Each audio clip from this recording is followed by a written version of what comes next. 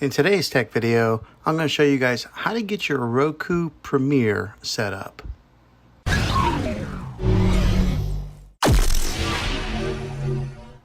Okay, so the first thing that you're going to want to do is get everything out of the box, and when you do unbox it, this is all the components that you'll get inside the box. So go ahead and put your batteries in your remote control, and then go ahead and plug in your AC power adapter to give your Streambar some power. And then you have two other options. You can hook up the HDMI cable here, or you can hook up the optical cable here. So it's based on preference on which one you want to hook up. But go ahead and get those hooked up there, and we'll move on to the setup process on screen. Okay, once you turn on your TV and you go to the right HDMI input, this screen comes up here to get started. You select whatever language that you want it in. It starts to scan for your wireless networks, and then you just select your particular Wi-Fi. After you find your Wi-Fi, go ahead and enter in your Wi-Fi password. Once you enter in your Wi-Fi password, it'll start to look for your wireless connection.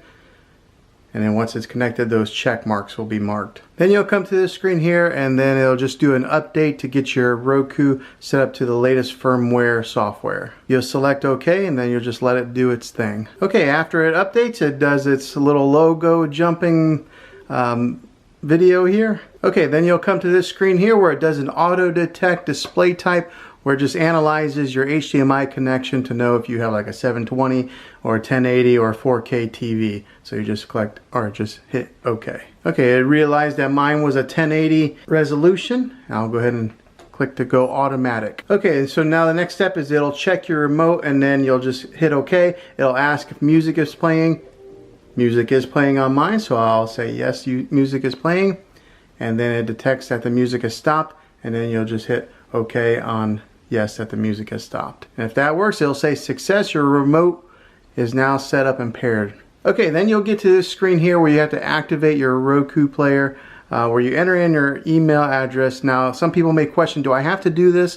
Can I just use it without entering in any information? The answer is no. You do have to set up a Roku account where you enter in your email address and credit card information. Now, they won't just charge your credit card willy-nilly without ever letting you know, so don't fear that, but you do have to enter one in there to get started.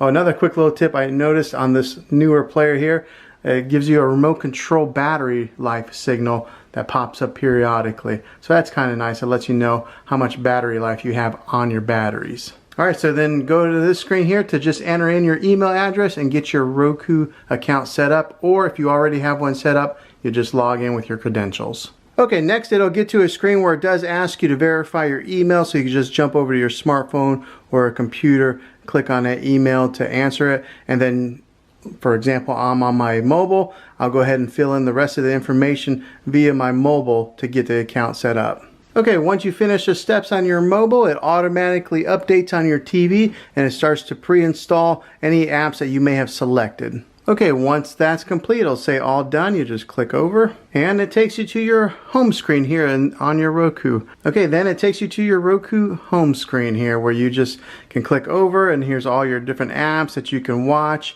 You'll have to get your account set up if you do have like Netflix or Hulu, Disney Plus. You have to enter in all your credentials, but yeah, this is a Roku. I do like their setup here, their platform.